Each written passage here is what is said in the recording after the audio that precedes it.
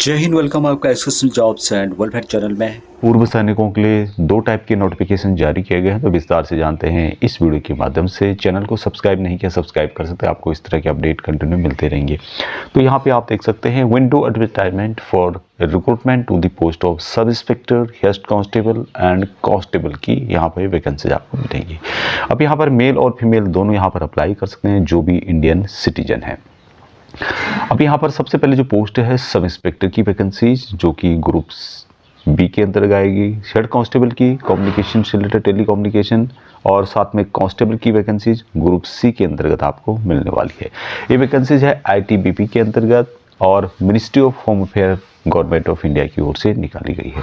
15 नवंबर 2024 से इन वैकेंसीज के लिए अप्लाई कर सकते हैं और लास्ट डेट जो रखी गई है 14 दिसंबर 2024 आपको देखने को मिलेगी।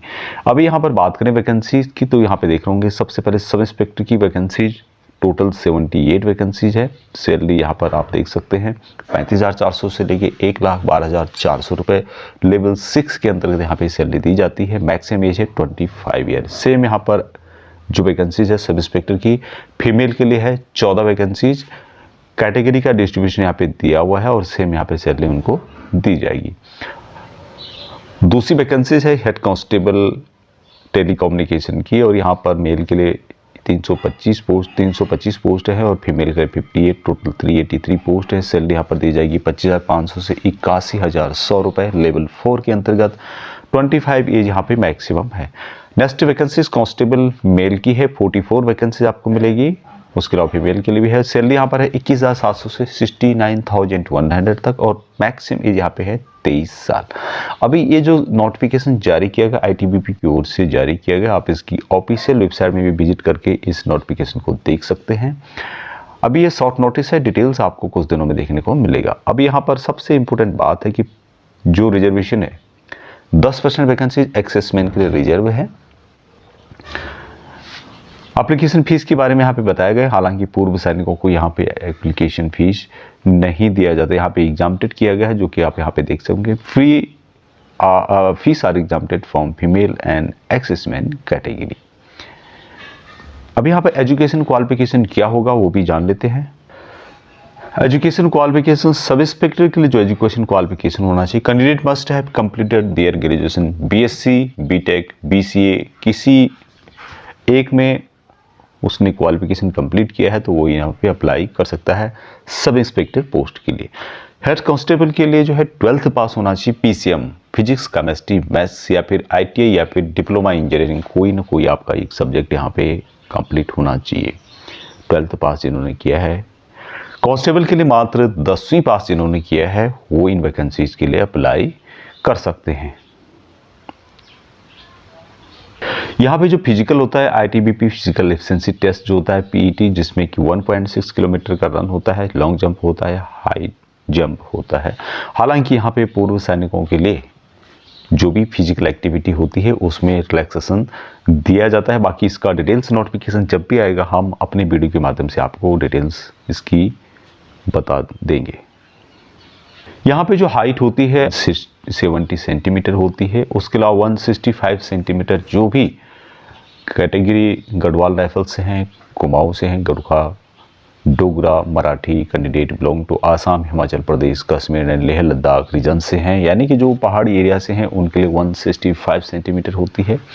और जो भी नॉर्थ ईस्ट स्टेट्स है जिसमें कि अरुणाचल प्रदेश, मणिपुर, मेघालय, मिजोरम, नागालैंड, सिक्किम एंड त्रिपुरा से हैं, उनके लिए हाइट होती है 162.5 सेंटीमीटर वह। लेकिन जब भी इसका नोटिफिकेशन आएगा उसमें मैं डिटेल्स आपको इसके बारे में बता दूंगा। यहाँ पर जो टेस्ट होता है आपको इसके बारे में जानकारी यदि है तो ठीक है, नहीं है तो मैं बता देता हूँ कि जनरल नॉलेज के यहाँ पे 10 क्वेश्चन पूछे जाते हैं, 10 मार्क के होते हैं।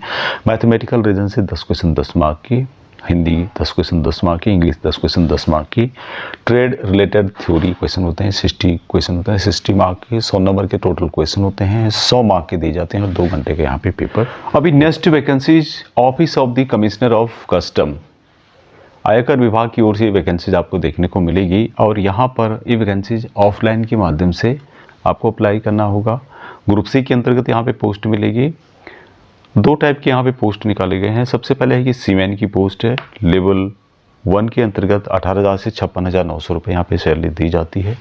33 वैकेंसीज टोटल देखने को मिलेगी, जिसमें कि एससी के लिए 6 वैकेंसीज, एसटी के लिए 1, ओबीसी के लिए 8 वैकेंसीज, ईडब्ल्यूएस के लिए 15 वैकेंसीज और अनरिजर्व के लिए 13 वैकेंसीज रिजर्व करके रखी गई हैं। एज यहाँ पे मैक्सिमम जो है 25 साल है। बाकी relaxation as per central government rule के अनुसार यहाँ पे सबको दिया जाएगा, जिसमें कि पूर्व सैनिक भी शामिल हैं। एजुकेशन क्वालिफिकेशन एज ऑन 17/12/2024 के अंतर्गत आपका 10th पास या इक्विवेलेंट आपका होना चाहिए। बाकी 3 साल का एक्सपीरियंस आपको सी गोइंग मैकेनाइज्ड वर्चुअल और 2 ईयर आपका एक्सपीरियंस होना चाहिए। तो यहाँ पे जो भी मशीनीकृत जो जहाज होते हैं उसमें 3 साल का एक्सपीरियंस होना चाहिए। नाविक के रूप में आपका यहाँ पे एक्सपीरियंस 2 साल का होना चाहिए। दूसरी वैकेंसीज है ग्रेसर की, लेवल 1 की यहाँ पे सैलरी दी जाती है 18,000 से 56,900 रुपये। टोटल 11 वैकेंसीज आपको देखने को मिलेगी, जिसमें कि एसटी की 2 वैकेंसी, एसटी की 1, ओबीसी 3 और ईडब्ल्यूएस की 1, अनरिजर्व की 4 वैकेंसीज आपको देखने को मिलेगी। 25 साल यहाँ पे मैक्सिमम है। बाकी age relaxation as per central government rule के अनुसार यहाँ पर दिया जाएगा, जिसमें कि पूर्व सैनिक भी शामिल है।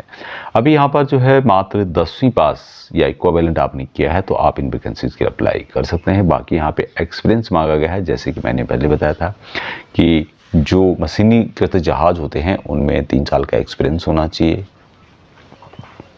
अब यहाँ पर काम क्या होता है, ड्यूटी ऑफ सीमेन क्या है, क्या इसका काम रहेगा, उसकी जानकारी यहाँ पर दी गई है। तो वीडियो को पॉज करके आप यहाँ पर डिटेल्स देख सकते हैं। उसके अलावा ड्यूटीज ऑफ ग्रेसर की क्या क्या होती है उसकी भी जानकारी यहाँ पर दी गई है, तो उसको भी आप यहाँ पर चेकआउट कर सकते हैं। नोटिफिकेशन लिंक आपको वीडियो के डिस्क्रिप्शन में मिल जाएगा।